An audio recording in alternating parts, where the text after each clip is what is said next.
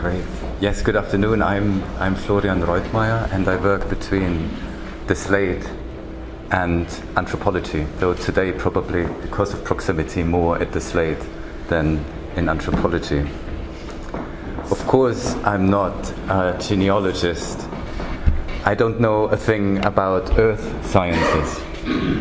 When it comes to marine biology, I'm barely a dilettante, let alone an amateur dabbler yet. So what to do with these plaster models? How and where do I meet them? I begin by considering them a sculpture. That's what I do. I make sculptures.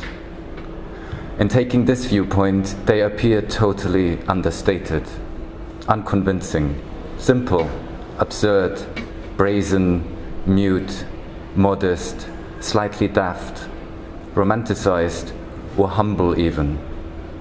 From this viewpoint, they seem like a very basic, originary form, ur-shape, an idea rather than a reality, the model standing in for something else. They could be included in the sculptural category relating to scale, to alteration, enlargements, the making visible of what wouldn't be visible otherwise.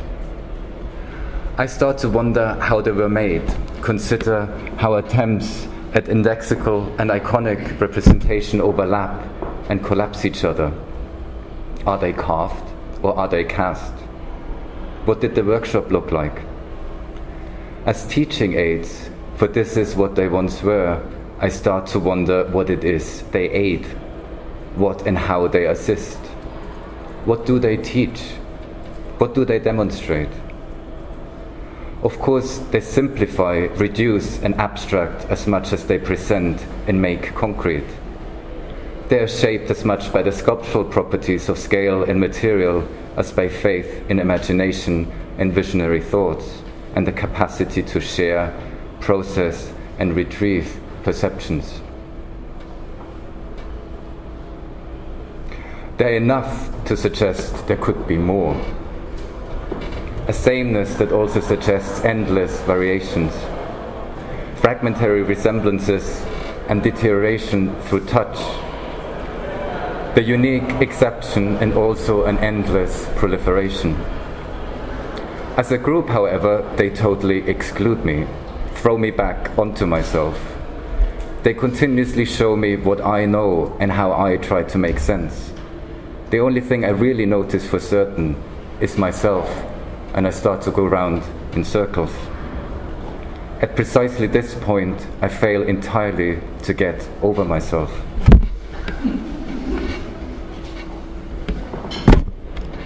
These little models appear to refuse my interpretations and projections, my knowledge of sculpture, my training in looking, detecting, and interpreting doesn't touch them. And so I become aware less of the army of plaster models I'm looking at and more of my own faculties, ambitions, and skills. What I connect to is myself, and these little assistants appear to aid this connection. There's nobody else yet. They are not a portal to a maker, a teacher, another. They certainly don't teach me anything I don't already know.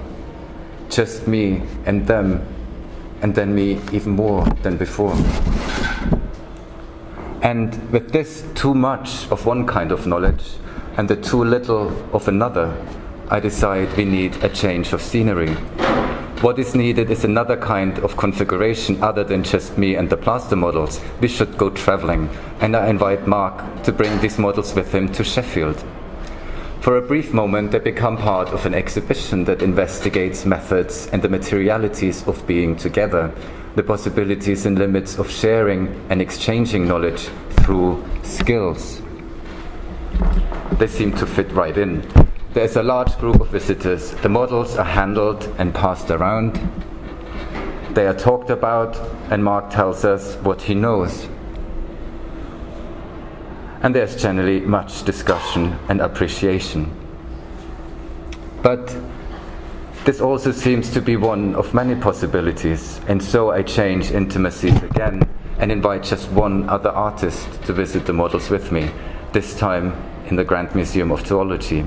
This time they seem to facilitate my exchange with Karin Rugaba, her ideas about sculpture and making.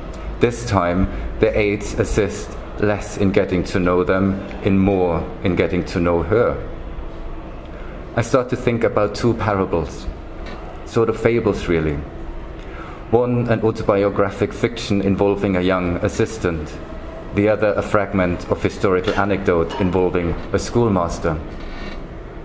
Josef Marti is the protagonist in Robert Walser's novel titled The Assistant, and Josef is this assistant, a clerk, an underling, employee, a subordinate to the inventor and technical engineer Karl Tobler, who has designed such glorious devices and contraptions as the advertising clock, a railway station type clock elegantly adorned with large wings on the sides to carry advertisements, or the marksman vending machine, a 6-foot-tall apparatus which dispenses small packs of bullets. He designed the steam-holding tank, the deep drilling machine, and the patented invalid chair, all ready for mass production once solvent capital investment will secure the invention's future. Josef, who has always been somewhat neglected by life and who finally finds refuge in becoming the modest and humble servant, performs his duties, runs errands, seriously goes about his work, does his best in all matters related to his master's business. But there is one problem. Josef doesn't have his wits about him. The assistant has little comprehension of what it is he is doing, doesn't really understand the technical inventions. This right-hand man doesn't trust the services he's providing his master. In short, the assistant isn't accomplishing anything. He knows little of what he is assisting with. He's not aware of the services he is rendering. The schoolmaster in Jacques Rancière's historical anecdote is also called Joseph. Joseph Jacotot had to leave France after the French Revolution and was installed as a professor for French language at the University of Leuven. But here was also a problem. The schoolmaster didn't speak any Flemish, and his students didn't speak any French. A mutual ignorance informed their relationship. But this ignorance didn't stop his students from learning French nevertheless. How is it that it wasn't a master's knowledge that instructed the students? How can one teach what one doesn't know?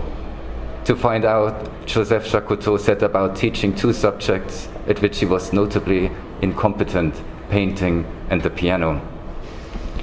Jacotot's method of teaching what one doesn't know saw serious and worldwide attention, briefly. And then they disappeared in obscurity before Rancière rescued them again. But the effects of this method are difficult to situate. Was this serious pedagogical speculation or academic disaster? The ignorant master does not teach, but guides students in their search for their own knowledge, of which the master remains ignorant. In this sense, the teacher does not offer interpretation, but instead acts to maintain a gap between information, between the understood and the incapacity or refusal to understand.